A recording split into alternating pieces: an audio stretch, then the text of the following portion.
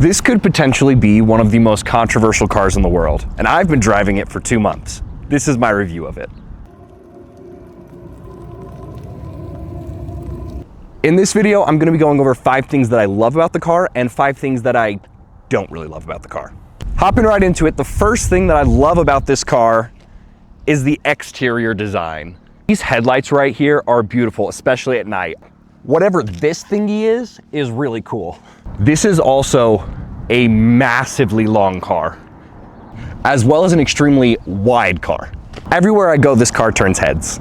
The next thing that I love about this car is the interior design. The inside of this car is one of the coolest cars that I've ever been inside. These lights go around the entire car at night.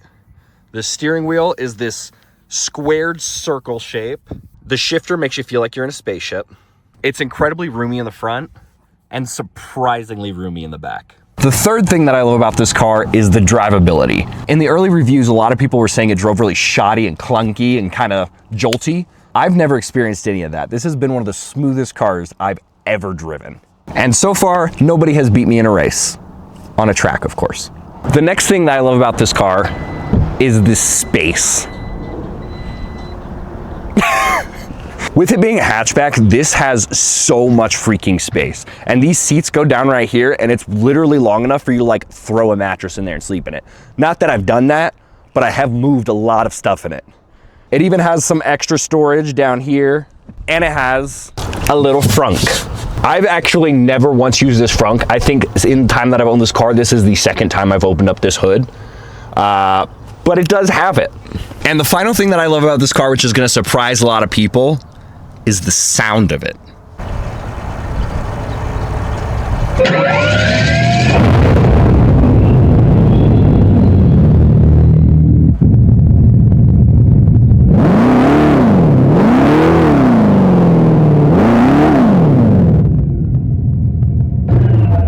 Although it doesn't sound great on camera, it sounds amazing in person. And every single person that's asked to hear me rev it has been impressed with it. Versus all the reviews early on when the car first got released, hated the sound. I know the Dodge Ice fans are not gonna love that I love the sound of this car, but I think it's amazing. Now moving on to the things that I don't so much love about the car. Number 1 is every single time that you start your car, all of the settings that you had last time you drove reset to default. So if last time I drove the car and I had it in sport, when I restart the car, it's gonna be in auto again. When I first got the car, all the temperatures reset. I think they actually fixed that though, because my temperatures stay the same, but my fan always defaults back to like 1 or 2, even if I had it up at 6, which I'm not super upset about because I would hate to get blasted when I first get in the car, but every other setting goes back to default.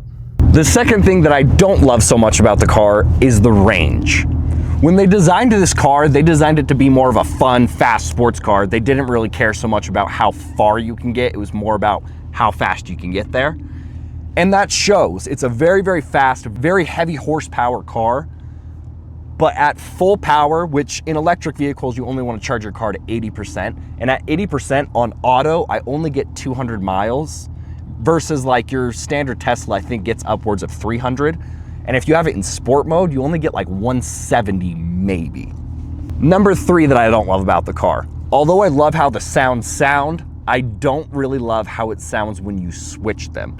So when you're in auto, you get kind of just a little bass purr, versus when you switch it to sport, it's more heavy. I don't know if you guys could hear that very well on camera, but there's a bit of a jolt or like a pause when you switch from auto to sport. And when I'm sitting at like a stoplight or something and I want to rev my engine up, you can only rev in sport, which also I don't love, but you have to switch to sport and it goes from like this little purr to a and then gets, and there's like a little stop. And I don't know, although it sounds great when it's in one mode or the other, switching between them sounds extremely artificial. This is a little bonus thing that I don't love. You can only rev in sport and you can only rev when you're in park. So if you throw it into neutral, you can't rev. So if I'm at a stoplight and I really want to rev, which I would never do just for fun, I have to throw it all the way into park while I'm at a stoplight to rev it. Number 4 is the app. The app seems like a really good idea, but it never works. When I refresh 90% of the time, it says it failed to show me my new mileage and charge level. Also, the features like locking the doors, turning your climate on, stuff like that, never actually seems to work. Even when I lock the doors, it doesn't seem to lock the doors. It's worked maybe a couple times, but there's a lot of bugs in it that they need to fix to make it a good fluid app, because I literally never use it because it does not do what it's supposed to do. The very last thing that I don't love so much about the car is there's been a couple pretty significant glitches. The other day I was in a parking lot and I tried to start it and it just would not start. And it said, take to your service dealer. It showed me like a bunch of error codes, and then I turned it off, turned it back on. It said stop safely, and I'm like, what do you mean? I'm already stopped. And I turned it off, turned it back on, and then it worked fine. And it's only happened like once or twice, and I looked it up, and a lot of people have seen those little bugs here and there.